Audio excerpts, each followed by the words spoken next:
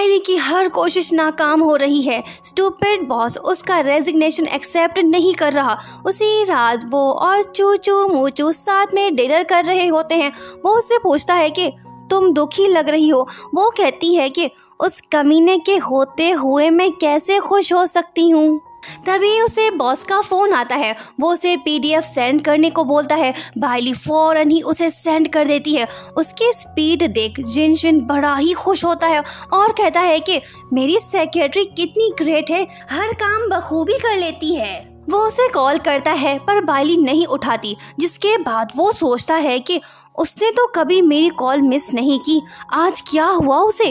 फिर क्या, वो उसका इंस्टाग्राम खोल के उसकी जासूसी करने लगता है। ये क्या, बाइली किसी और मर्द के साथ है।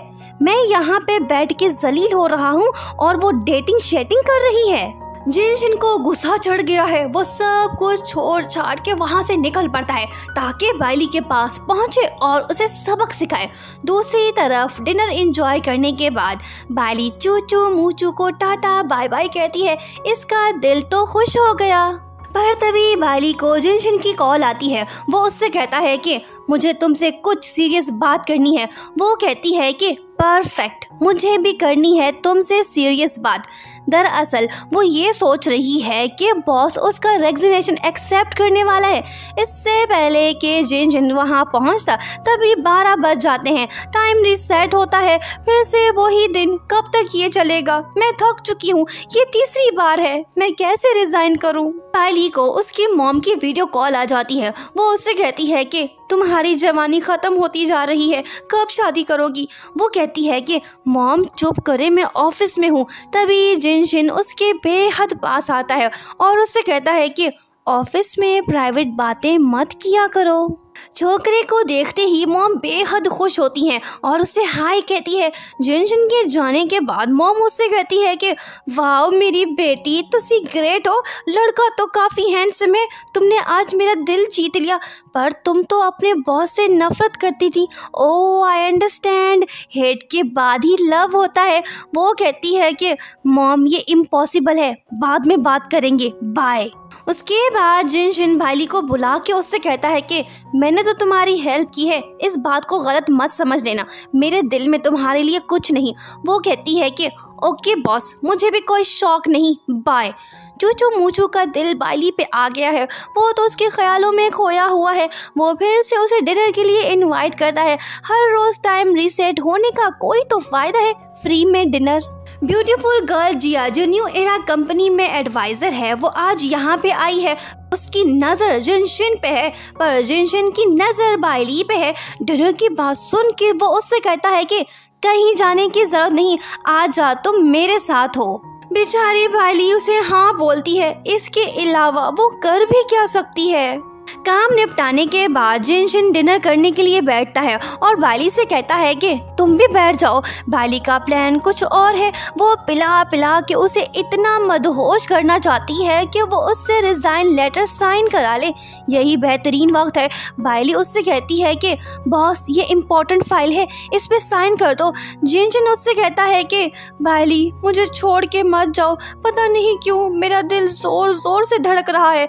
वो सोचती है कि भाड़ में जाए इसका दिल, जल्दी से साइन कराना होगा वरना 12 बज जाएंगे। तो खींच मेरी फोटो, तो खींच मेरी फोटो पिया। इसे पिलाना तो गले पड़ गया। ये साहिब तो रोमांटिक मूड में आ गए। इससे पहले कि उसकी इज्जत वहाँ पे आ जाए, उसे सुला के बाइली वहाँ से भाग निकलती है। पर एक बात तो है, वो ये कि बाइली उसके बारे में ही सोच रही है। वो खुद से कहने लगती है कि ऐसी बात नहीं, वो होश में नहीं था तभी ऐसा बोला होगा। 12 बज गए। फिर से टाइम ट्रेवल। बाइली सोचती है कि अब मैं उसे इतना बेजार करूंगी कि वो खुद ही मुझे निकाल देगा। मीटिंग के दौरान वो जाके जिनशिन को अमेरिकानो कॉफी देती है, ये सोच के कि उसे गुस्सा आएगा, चिढ़ जाएगा।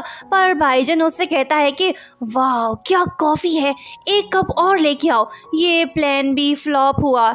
मीटिंग एंड होने के बाद जिनशिन उससे कहता है कि तुम वाकई में कमाल हो, मेरे मेडिकल रिपोर्ट्स पढ़ के तुमने कॉफ़ी चेंज कर दी, मतलब कि तुम्हें मेरी फिक्र है। Well done. बाइली सोचती है कि ये मैंने क्या कर दिया, सब उल्टा हो गया। पर कोई बात नहीं, इस बार मैं उसे गुस्सा दिला के रहूंगी। जिनशन की आज बहुत ही इम्पोर्टेंट मीटिंग है, उसे 1 घंटे में वहां पहुंचना होगा, पर बाइली का प्लान कुछ और है। वो उसे टाइम पे वहां पहुंचाना नहीं चाहती, गलत रास्ते पे निकल पड़ती है। एहसास होने पे वो पूछता है कि हम अब तक पहुंचे क्यों नहीं। वो कहती है कि सॉरी सर, रास्ता भूल गई थी। ब्रेकिंग न्यूज, बीजिंग हाईवे पे कारों का भयानक एक्सीडेंट हो गया है, इसी वजह से वो रोड बंद है। ये दोनों भी वहां से गुजरने वाले थे। न्यूज सुन के जिनशन उससे कहता है कि वाह, तुम तो नॉस्ट्राडेमस निकली, मुझे बचा लिया। वहां पहुंच के जिनशन जिया से कहता है कि हम लेट हो गए, इसके लिए सॉरी। वो कहती है कि अच्छा हुआ तुम टाइम पे नहीं आए, जिस कंपनी से आपका कॉन्ट्रैक्ट होने वाला था वो कंपनी फ्रॉडिया थी। ये जान के जिनशन सबसे कहता है कि बाइली ने हमें बचा लिया, वरना 10 मिलियन जाया हो जाते। सब के सब इस महालेडी के लिए क्लैपिंग करो, आज इसने मेरी जान भी बचाई और कंपनी भी। सोचा क्या हुआ क्या, बाइली तो सदमे की हालत में है। मौका दे के चूचू मूचू बाइली को फिर से डिनर के लिए इनवाइट करता है, पर ये बात भाई साहब सुन लेते हैं। वो फौरन से कहते हैं कि मैंने तुम्हें रिवॉर्ड तो नहीं दिया, आज तुम प्रेसिडेंट के साथ डिनर करोगी, यानी मेरे साथ। वो पूछती है कि बॉस कहाँ पे चलेंगे। वो कहता है कि तुम मुझसे पूछ रही हो सेक्रेटरी साहिबा, ये तो आपका काम है। बॉस आज हॉलीडे है, रेस्टोरेंट में जगह मिलना काफी मुश्किल है। वो कहता है कि ओके, तो फिर तुम मेरे घर चलो, वहाँ पे कुकिंग करो। बॉस मैं तो टेरेबल कुक हूँ। वो कहता है कि कोई बात नहीं, जो पकाओगी वो खा लूँगा। क्या बाइली टाइम ट्रेवल के चक्कर से निकल पाएगी? मिलते हैं नेक्स्ट पार्ट में।